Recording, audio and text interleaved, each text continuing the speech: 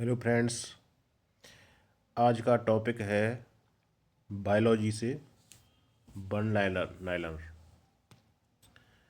जो one liner facts हैं, तो शुरुआत करते हैं। जीव विज्ञान शब्द का प्रयोग सर्वप्रथम लेमार्क ने किया था। सेकंड, अरस्तु को जीव विज्ञान का जनक माना जाता है, फादर ऑफ बायोलॉजी।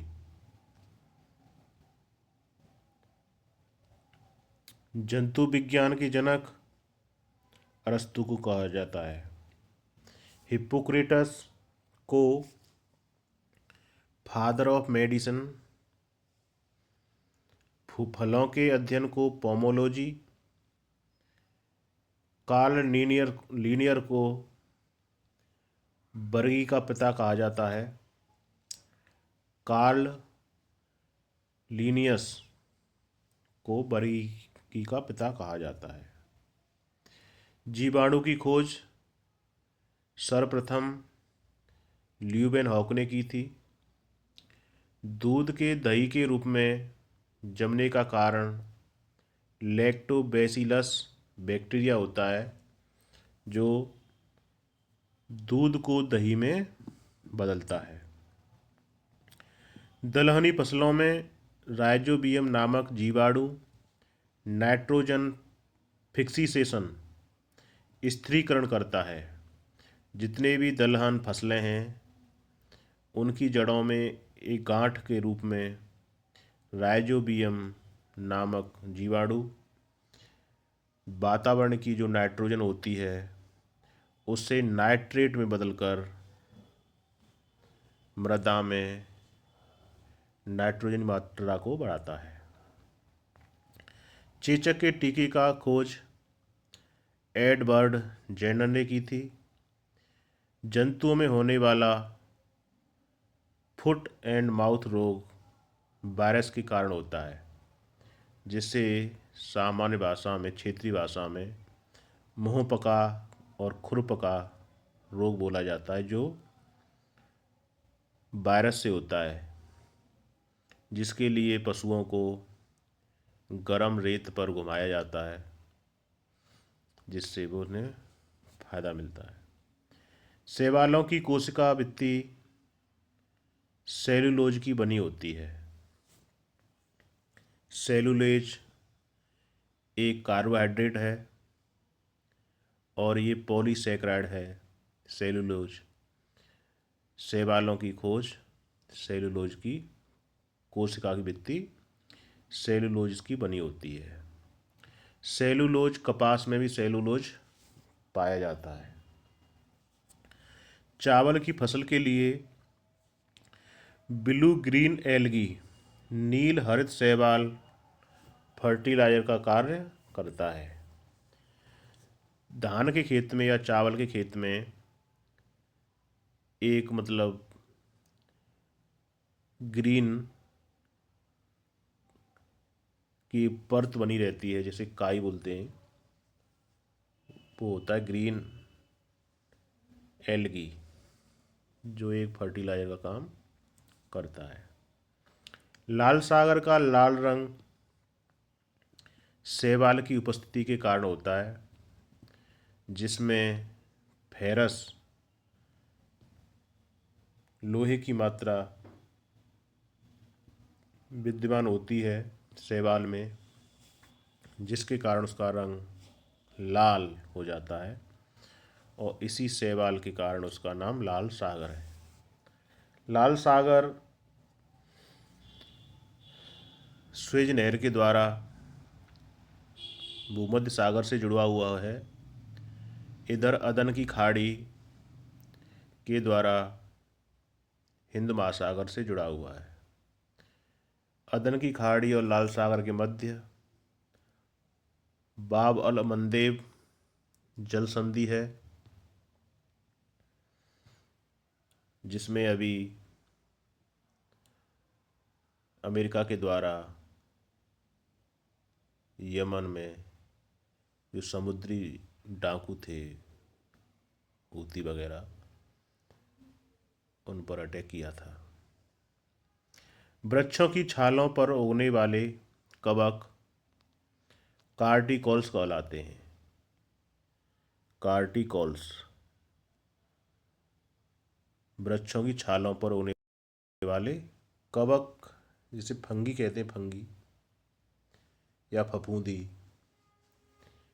जो वृक्षों की छालों पर उगाते हैं, जो जिसे कुकुरमुत्ता भी बोला जाता है, और मशरूम टाइप के जो कवक उगते हैं उन्हें बोलते हैं कार्टिकॉल्स। डबल रोटी के निर्माण में काम आने वाला कवक सैक्रोमाइसीज सेरेविसी होता है। ये भी एक कवक होता है, डबल रोटी, जिसे खमीर उठता है, खमीर, खमीर एक कवक है। पेनिसिलिन की खोज अलेक्जेंडर फ्लेमिंग ने की थी। Alexander Fleming. एगरिस खाने योग्य कवक है। बेकरी में ब्रेड बनाने के लिए यीस्ट, यीस्ट मतलब खमीर, को ब्रेड को मुलायम और लचीला बनाने के लिए प्रयोग किया जाता है। एथलीट फुट नामक बीमारी ये कवक से उत्पन्न होती है, जिसमें पैर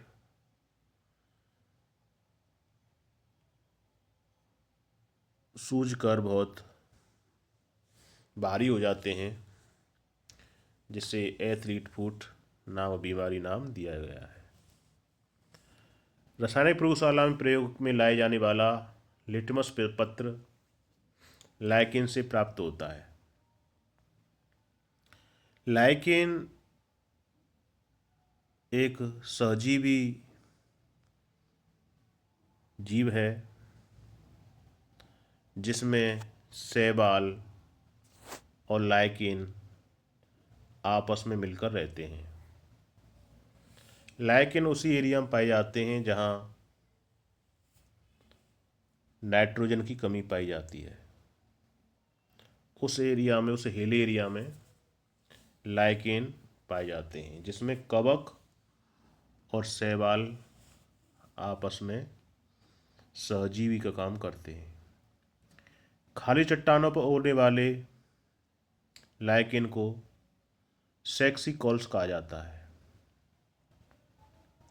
सेक्सिकॉल्स कहा जाता है, जो खाली चट्टानों पर उगते हैं। साबूदाना साइकस से प्राप्त किया जाता है। साबूदाना जो ज़्यादातर फास्ट में यूज किया जाता है, व्रत वगैरह में। साइकस एक मतलब शकलकंद टाइप की एक जड़ होती है, उसी से ये निकाला जाता है। उसके मंड से साबूदाना बनता है। भूमिगत आलू भूमिगत रूपांतरित तना है, जिसे कंद कहा जाता है। आलू ये तना है जो धरती की मतलब भूमिगत रहता है, जिसे कंद कहते हैं। हल्दी के पौधे को खाने वाला हिस्सा प्रकंद बोला जाता है। और संसार का सबसे बड़ा पुष्प रफलेसिया का है। संसार का सबसे बड़ा पुष्प रफलेसिया। कीटों द्वारा परागित फूलों के परागण रुक्ष और चिपचिपे होते हैं, जिसके माध्यम से जो भी उड़ने वाले जीव होते हैं, जैसे मधुमक्खी और अन्य जीव के द्वारा परागण होता है, और परागण होने से ही फूल, पुष्प, फल बनते हैं। कीटों द्वारा परागित फूलों के परागण रुक्ष और चिपचिपे होते हैं। आम का वैज्ञानिक नाम, वनस्पति नाम मैंगनीफेरा इंडिका है। आम का उत्पत्ति स्थल भारत है। तंबाकू की पत्तियों में निकोटीन होता है, निकोटिन जो एक नशीला पदार्थ होता है जिसका प्रयोग नशाखोरी में किया जाता है। इसके आगे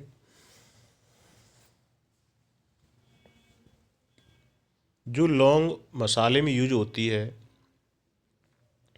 वो फूल की कली से प्राप्त की जाती है। अधखिले फूल होते हैं लौंग, जिसका यूज मसालों में अधिकतर होता है, गरम मसाले में। प्रकाश संश्लेषण क्रिया क्लोरोप्लास्ट में होती है। क्लोरोप्लास्ट क्लोरोप्लास्ट पत्तियों में सूर्य की विपरीत दिशा में नीचे की तरफ छोटे छोटे छिद्र होते हैं जिन्हें क्लोरोप्लास्ट कहा जाता है। क्लोरोप्लास्ट के द्वारा प्रकाश पत्तियों में प्रवेश करता है जहाँ पर फोटोसिंथेसिस की क्रिया होती है और उसी में ग्लूकोज का निर्माण होता है और ऑक्सीजन रिलीज होती है। पादपों में जल तथा खनिज लवणों का संचालन जाइलम द्वारा होता है। किसी पौधे में जल जड़ के माध्यम से, जल में मिनरल्स घुले रहते हैं, जल को जो पत्तियों तक पहुंचाता है उसे जाइलम ऊतक कहते हैं। और पत्तियों से जो भोजन को जड़ तक लाता है, जो फोटोसिंथेसिस के द्वारा जो ग्लूकोज बनता है C6H12O6 C6H12O6 जो भोजन बनता है उसे फ्लोएम ऊतक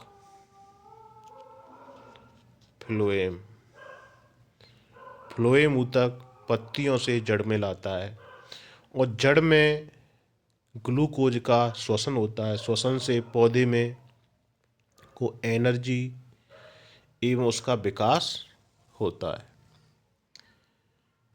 जब एक जीन द्वारा 2 या 2 से अधिक भिन्न लक्षणों का नियंत्रण होता है तो उसे यह घटना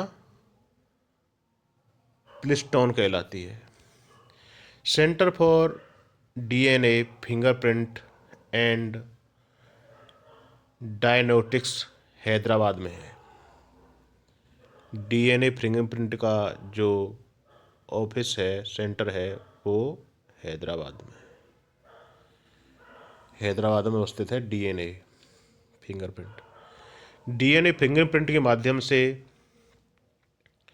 बहुत सी अनुवांशिक चीज़ों को पहचाना जाता है, क्राइम में अधिकतर, और अनुवांशिक बीमारियां को देखने में, इसे पहचान करने में प्रयोग किया जाता है। कोशिका की आत्महत्या की थैली लाइसोसोम कहलाती है, जिसमें कोशिकाएं खत्म होती हैं, उसे लाइसोसोम कहा जाता है। सेलुलर और मॉलिक्यूलर जीव विज्ञान का केंद्र में स्थित होते हैं। सेलुलर और मॉलिक्यूलर जीव विज्ञान केंद्र में स्थित है। प्रोग्राम्ड सेल डेथ का कोशिकीय और आणविक नियंत्रण एंजिन कहलाता है। तितलियों का अध्ययन लेपिडेटेरियोलॉजी कहलाता है। तितलियों का अध्ययन लेपिडेटेरियोलॉजी। मछलियों से संबंधित अध्ययन इक्थियोलॉजी। मछलियों से संबंधित जो अध्ययन कहलाता है उसे इक्थियोलॉजी। ऑर्निथोलॉजी पक्षियों का अध्ययन। ऑर्निथोलॉजी पक्षियों का अध्ययन का विज्ञान है, जिसे ऑर्निथोलॉजी कहते हैं। कीटों से संबंधित विज्ञान की शाखा इसमें गलत है, ऑन्टोमोलॉजी कहा जाता है। ऑन्टोमोलॉजी,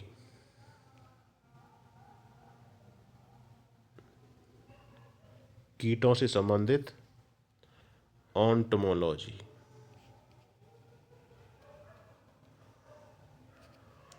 लॉजी, ऑन्टोमोलॉजी कीटों से संबंधित विज्ञान, कीटों का अध्ययन किया जाता है, उसे ऑन्टोमोलॉजी कहलाता है।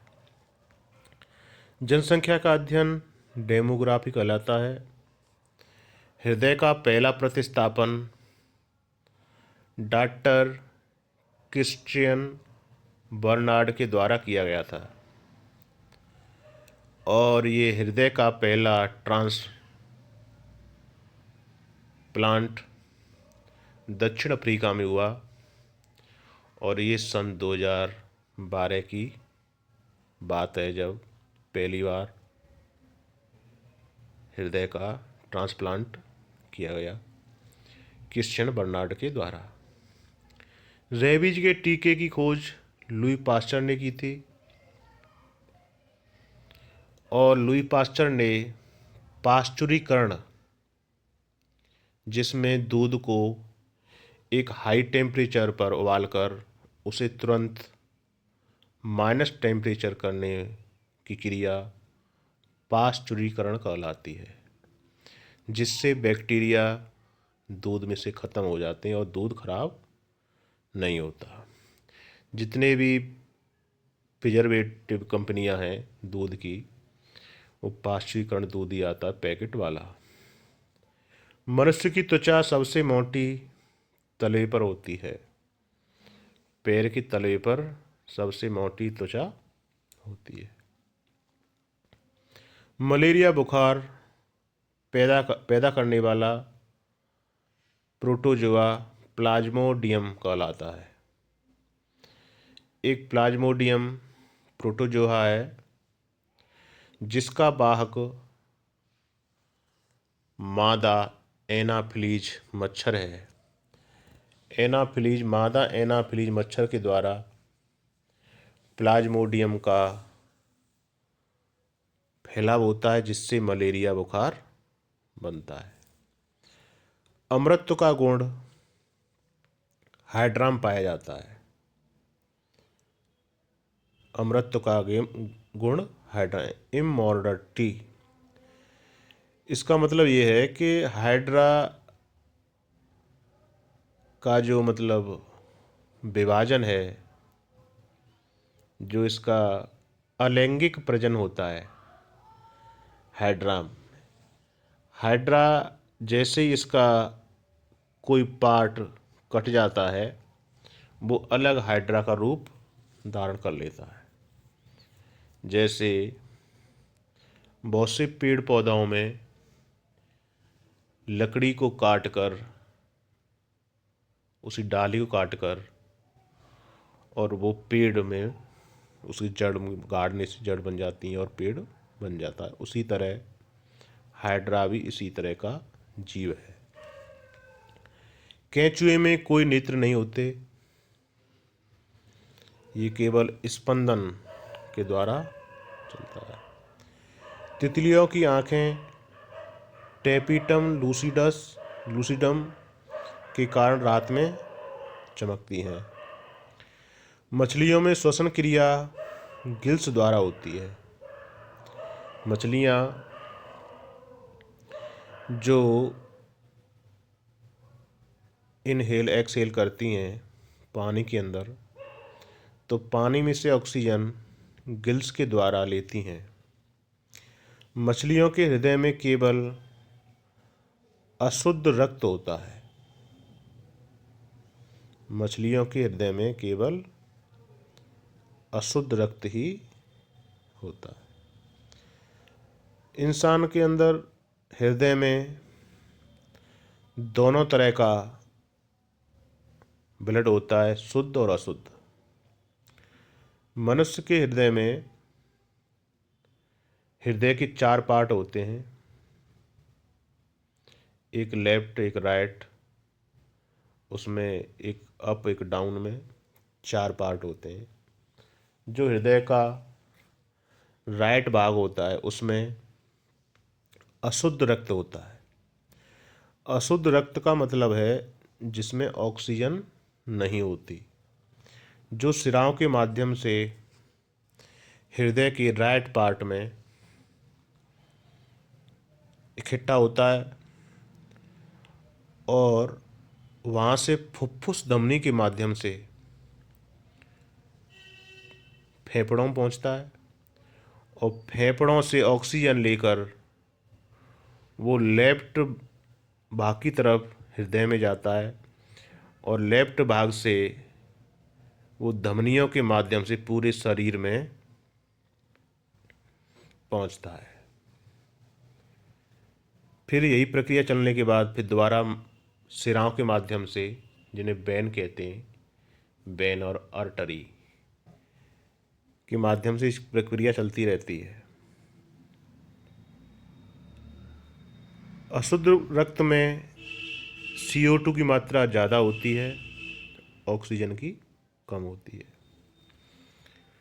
समुद्री घोड़ा ये मत्स्य वर्ग का उदाहरण है। समुद्री घोड़ा एक मछली होती है। मेढक के हृदय में 3 कक्ष होते हैं। घोंसला बनाने वाला एकमात्र सांप किंग कोबरा है, जो घोंसला बनाकर रहता है। ये क्वेश्चन किंग कोबरा के बारे में UPSC IAS 2009 के प्री पेपर में पूछा गया कि कौन सा सांप घोंसला बनाकर रहता है, तो यह किंग कोबरा। सबसे बड़ा जीवित पक्षी शुतुरमुर्ग है। पक्षियों में सबसे बड़ा शुतुरमुर्ग, जो ऑस्ट्रेलिया विशेषकर रहता है। सबसे छोटा पक्षी हर्मिंग बर्ड है।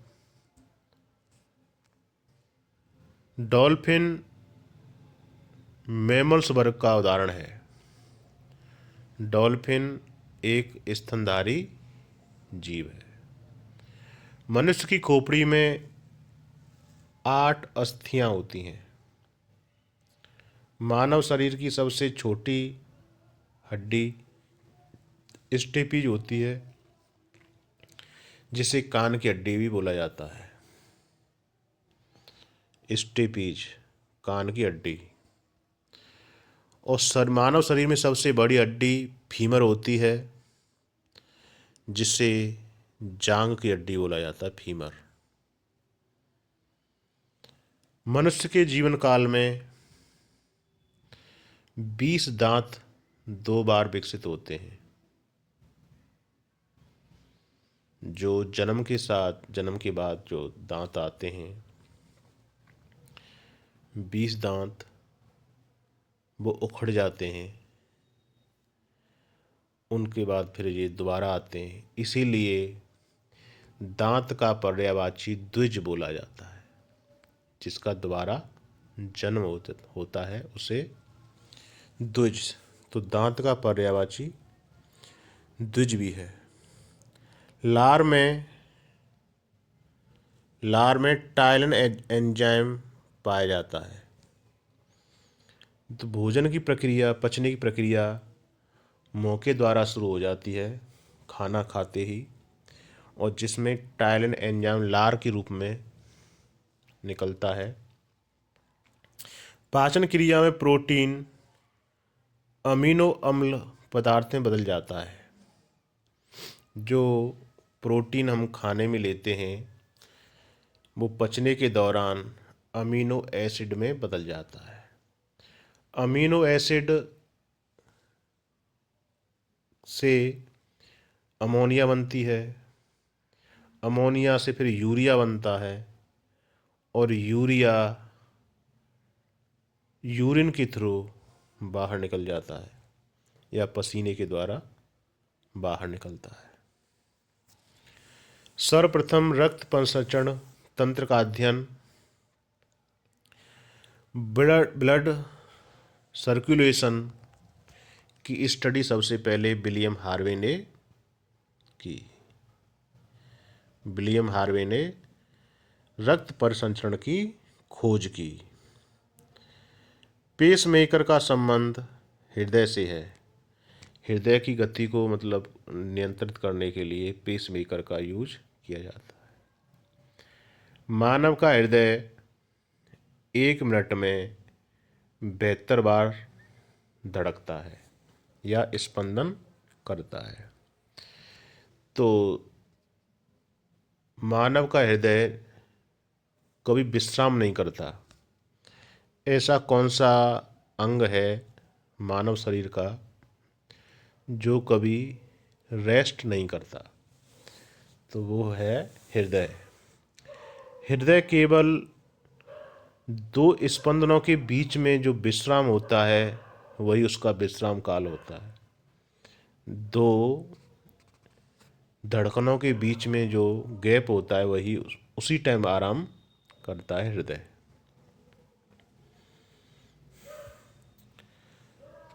एक 120 mm व 80 mm ये ब्लड प्रेशर के सबसे मिनिमम 80 mm और मैक्सिमम 120 mm ब्लड बीपी होना चाहिए। स्वस्थ मानव के शरीर में रक्त की मात्रा शरीर के वजन का 7% होती है। स्वस्थ शरीर में 7% रक्त होना वजन का 7% होना जरूरी है। जैसे किसी का ब्लड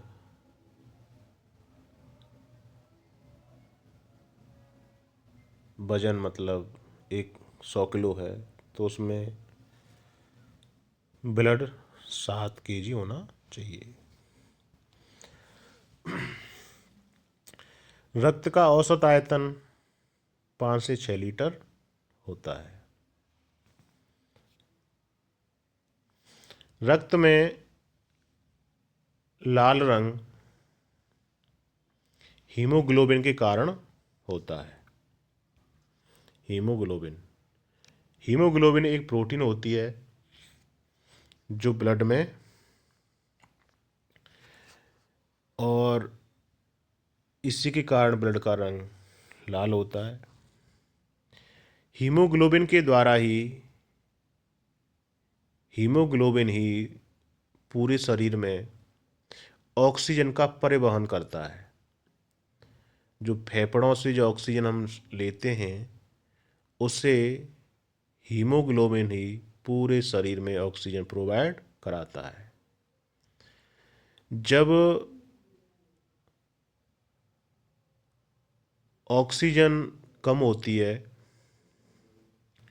तो दम घुटने लगता है। कार्बन मोनोऑक्साइड एक गैस होती है, कार्बन मोनोऑक्साइड, जो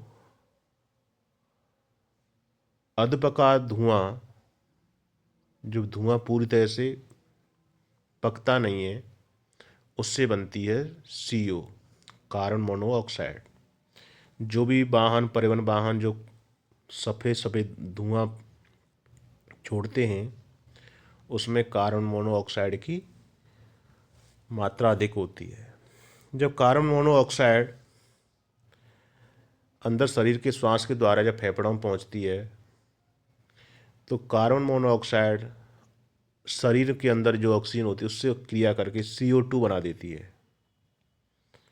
CO+O, CO2। तो CO2 होने से जो ब्लड में जो भी ऑक्सीजन होती है उसे खींच लेती है। इसे कहते हैं दम घोटने वाली गैस, CO, कार्बन मोनोऑक्साइड, जिससे ऑक्सीजन पूरे शरीर में पहुंच नहीं पाती है। ब्लड ग्रुप की खोज लैंड स्टीनर ने की। Blood group A, B, A B और ओ, ये ब्लड ग्रुप हैं। इनके ऊपर माइनस प्लस ये एक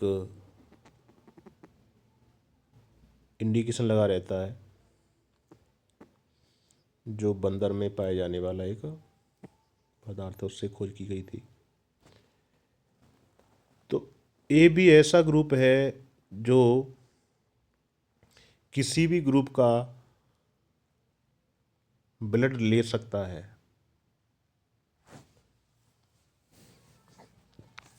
और ओ ऐसा ग्रुप है जो किसी को भी ब्लड दे सकता है। ओ सर्वदाता है और ए बी सर्वग्राही, ये किसी का भी ब्लड ले सकता है। ओ में एंटीजन नहीं पाया जाता, ओ में एंटीजन नहीं होता, और ए बी में एंटीबॉडी नहीं होता। तो इसलिए ये सर्वग्राही है, ओ सर्वदाता है। जीव विज्ञान की कुछ शाखाएं हैं, जैसे इकोलॉजी। इकोलॉजी में वनस्पति प्राणियों का पर्यावरण या प्रकृति के साथ क्या संबंध है, उसका अध्ययन किया जाता है इकोलॉजी में। इकोलॉजी शब्द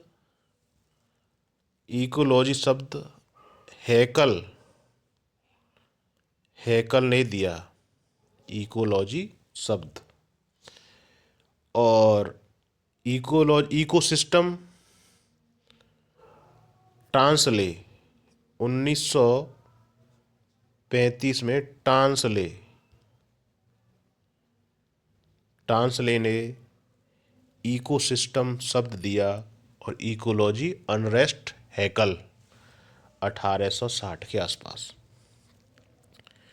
एंटमोलॉजी कीट पतंगों का अध्ययन किया जाता है, एंटमोलॉजी, जिसमें अभी कीटों से संबंधित विज्ञान, कीटों से संबंधित जीव विज्ञान की शाखा ऑर्थिनोलॉजी नहीं होती, ये गलत है यहाँ पर, ये ऑन्टोलॉजी कहते हैं। एंटमोलॉजी कीट पतंगों का अध्ययन। एक्स बायोलॉजी ये ग्रह उपग्रह पर जीवन के संभावना का अध्ययन करता है। जेरंटोलॉजी वृद्धावस्था से संबंधित अध्ययन करता है। हॉर्टिकल्चर ये बागवानी, फल फूल साग सब्जी पुष्प से संबंधित अध्ययन करने की शाखा है, हॉर्टिकल्चर। हाइजीन स्वास्थ्य की देखभाल करने के वाला विज्ञान है, हाइजीन साफ सफाई से संबंधित। मैमोग्राफी स्त्रियों में होने वाला ब्रेस्ट कैंसर, स्तन कैंसर की जांच मैमोग्राफी के द्वारा की जाती है। न्यूरोलॉजी मानव शरीर की जो माइंड में, मस्तिष्क में जो तंत्रिकाएं होती हैं, नाड़ियां होती हैं, उनका अध्ययन न्यूरोलॉजी में किया जाता है। ओडोंटोग्राफी ये दांतों का अध्ययन, ओडोंटोग्राफी में दांतों का अध्ययन होता है। ऑर्निथोलॉजी पक्षियों से संबंधित अध्ययन, ऑर्निथोलॉजी। ऑस्टियोलॉजी हड्डियों का अध्ययन, जैसे हड्डियों में दर्द या जोड़ों में दर्द, उसे बोलते हैं ऑस्टियोपोरोसिस, जो विटामिन डी की कमी से होता है, या बच्चों में सूखा रोग, तो जो युवाओं में होता है उसे ऑस्टियोपोरोसिस। ऑस्टियोलॉजी हड्डियों का अध्ययन। पोमोलॉजी फलों का अध्ययन। एग्रोस्टोलॉजी घास के अध्ययन से संबंधित है। एग्रोएस्ट्रोलॉजी। एथेनोग्राफी, मानव जाति का अध्ययन। एथेनोग्राफी। फीकोलॉजी, शैवालों का अध्ययन। फीकोलॉजी। सेरीकल्चर, ये रेशम के कीड़े के पालन उत्पादन का अध्ययन। सेरीकल्चर, जिस शहतूत के पेड़ों पर रेशम के कीटों को पाला जाता है। कर्नाटक में, झारखंड में। एरीकल्चर और मूंगा रेशम, इरी में रेशम, तो इसमें सैसूत वाले, तो इसको कहला सेरीकल्चर। एपीकल्चर, ये मधुमक्खियों का पालन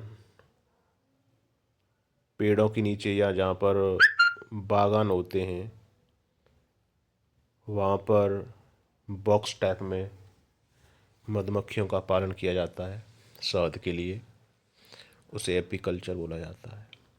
पीसीकल्चर या एक्वाकल्चर, ये मछली पालन, मत्स्य पालन के लिए। मत्स्य पालन, पीसीकल्चर। सिल्वीकल्चर, ये काष्ठी पेड़ों का संवर्धन करने के लिए सिल्वीकल्चर बोला जाता है। Thank you. इससे